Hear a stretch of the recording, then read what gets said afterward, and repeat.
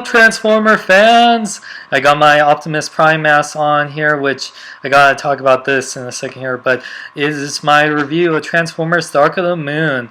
First off, I want to say, if you're watching the movie IMAX 3D like I did last night, this won't work. It is a piece of crap. It sucks. Maybe this worked when at the Hall of Fame, of course, where I got this at, but so IMAX 3D, it didn't work at all. I had to actually like right before the movie started, or when the 3D was starting, I had to actually like run out of the theater and go back to the guy, because I was like, well, I don't need glasses, I got this thing, and I'm a true Transformers fan, blah blah blah. Yeah, so that sucked. I had to run out of the theater real quick to grab that, but anyway, so these things don't work for IMAX 3D, at least. Probably work for regular real 3D, but yeah. So, Transformers Dark of the Moon. If you want a non-spoiler review, link is in the under bar for my non-spoiler review on my Facebook page. Now, it's holy crap with this movie dark. Spoilers ahead. So, let's get the things out of the way. Mirage is called Dino. Wheeljack is called Q, which I did not like his look. He looked really...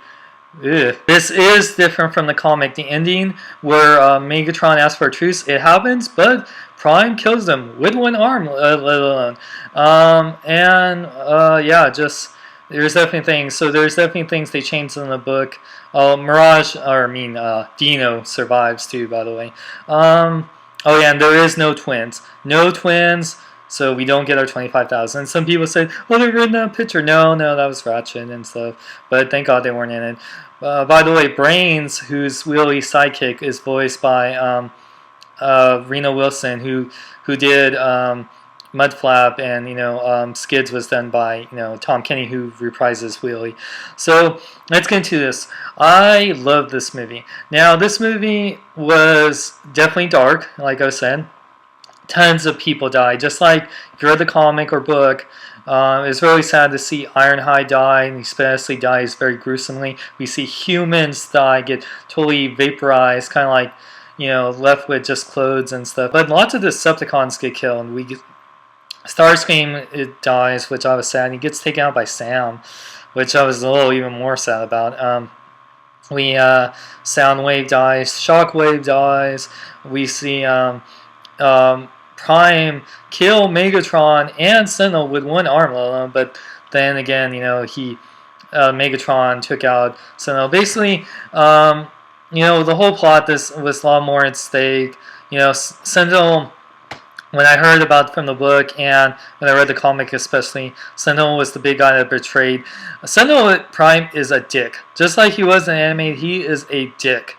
He totally...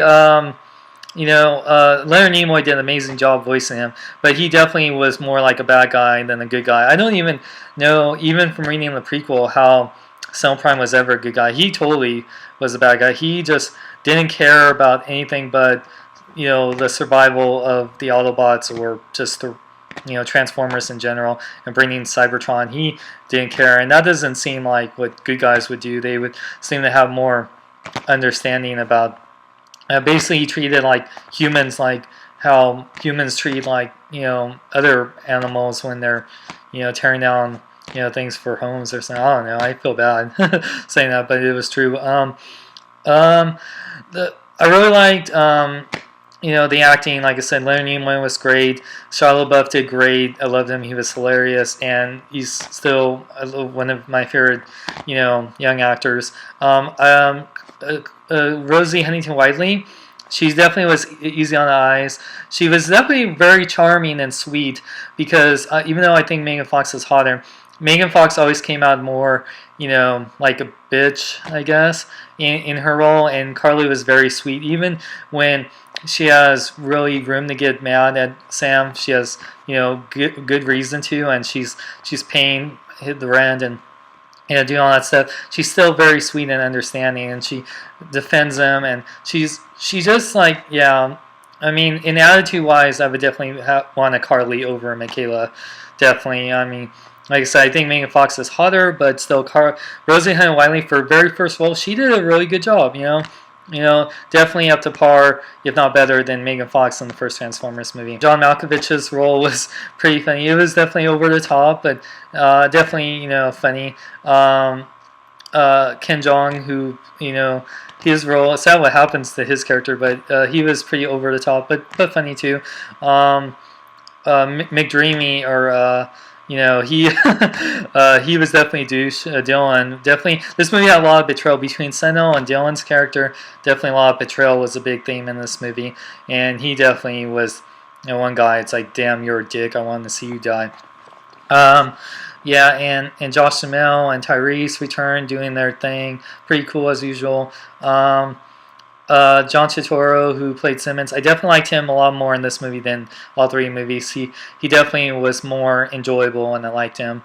Frances McDowell was great. She definitely was better than that one director in the first movie that got parachuted, for Calloway or whatever. Yeah, so, and then Peter Cullen was great. All the voice actors did a great job. Frank Welker did Shockwave. Even though Shockwave didn't really talk that much, I think he just said Prime and really spoke Cybertronian. We see Barricaded is back just to get killed. Kind of like how Bone Crusher or Grindor / Blackout came back to die. Yeah, a lot of Decepticons were really cool. The Dreads were pretty cool. They looked like Predators, which I like. The action was over top. The 3D was absolutely amazing. Best 3D movie I've seen all year. Better than Green Lantern and Thor for sure. And up to par with a CGI movie, but this is, a live action movie. The parents weren't as bad as in this movie. Definitely this movie, not as many bad jokes. I love Willie and Brains. They were definitely more enjoyable than Skids and Mudflap. Willie was great, and he didn't hump anyone's leg. And Willie and Brains were heroes at the end. They sacrificed themselves to help out, and they did. I'd love to see more of Dino / Mirage. He was pretty badass. I like that car a lot, the Ferrari. But yeah, I'm like, man, definitely gruesome, man. Prime was total badass. One thing that Corin pointed out, I think it's funny that Prime could take down that Driller Bot, Shockwave, Megatron, Sentinel, and all these Decepticons but gets caught in cords. I thought that was hilarious that he got caught. By the way, I also love the Star Trek references. They had Brains and Willie watch Star Trek, and Leonard Nimoy. They mentioned the Enterprise. They mentioned, a line that Spock would say when Sentinel talks.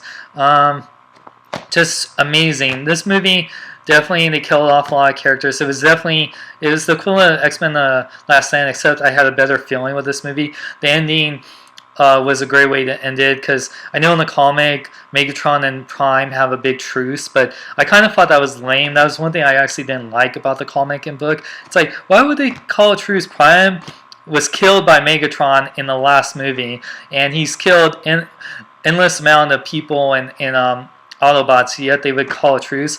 And I find it funny that he asked for a truce, but it's like, what would you be without me, Prime? It's like, let's find out. And he just does Mortal Kombat, rips his face and spine out. It's like fatality. Prime definitely should be in the next Mortal Kombat game. He has done more fatalities than any MK character I've ever seen. Peter Cullen was amazing. Loved him. And yeah, this movie was awesome. Definitely a big summer action blockbuster. The plot was definitely better than the first two Transformer movies. A lot of great, amazing action scenes. I feel bad for anyone who lived in Chicago, seeing Chicago decimated like that. Yeah, but I just liked it. It was sad seeing so many people like Ironhide, Starscream, Megatron dying, but this was the last one. If you don't like the Bayformers movie, this is it. No more, but for the way to end the Bayformer movies, this was definitely the best. I didn't like it as much as Green Lantern or Thor, but for Transformers movie, it was my favorite, and it nearly was one. It is definitely one of my favorite movies of the summer. And with that said, I give Transformers a rock on and a half, meaning a 4.5 out of 5. Definitely go see it in 3D. And remember, don't wear this unless you're watching in regular 3D. Don't wear these masks in IMAX 3D. So hope you guys enjoyed my review. All the bots transform and roll out.